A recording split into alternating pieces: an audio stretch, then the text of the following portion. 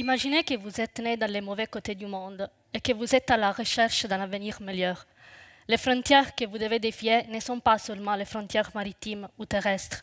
Elles sont faites aussi de codes, de lois, qui vous rendent extrêmement difficile l'accès à d'autres pays et aux droits fondamentaux dans des conditions d'égalité par rapport aux citoyens européens.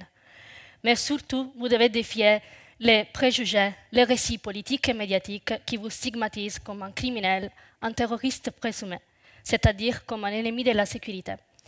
En effet, à partir de 1990 et surtout après les attentats terroristes, la sécurité est devenue le mantra d'un discours politique visant à exploiter, à défendre des consensus électoraux, la peur, l'insécurité économique et sociale des gens, en les canalisant envers des boucs émissaires dont les migrants représentent le principal archétype, car il est le différent, il est l'autre, il est celui qui menace notre sens d'identité et d'appartenance à une communauté prédéfinie.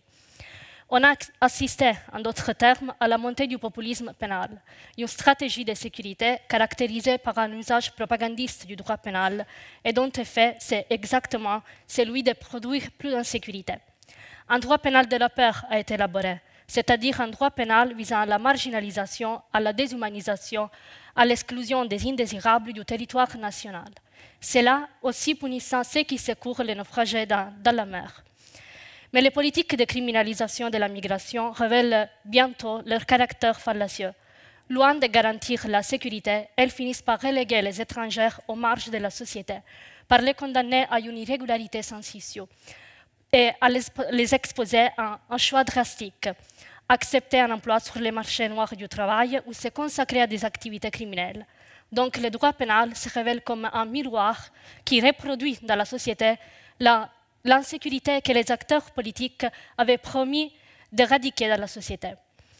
La sécurité, à son tour, s'avère comme un simple artifice rhétorique protégeant les modèles sociaux dominants, faits d'exploitation et des inégalités. Donc, de quelle sécurité parlons-nous? C'est la sécurité du pouvoir au détriment de la sécurité des droits. C'est pourquoi la seule chose qui m'inquiète, c'est la sécurité. Il faut se débarrasser du mythe de la sécurité absolue et du droit pénal comme seul moyen pour la garantir. La voie royale pour gagner la sécurité pour tous et toutes, c'est la vie de l'égalité substantielle, de la solidarité des droits de l'homme. Merci.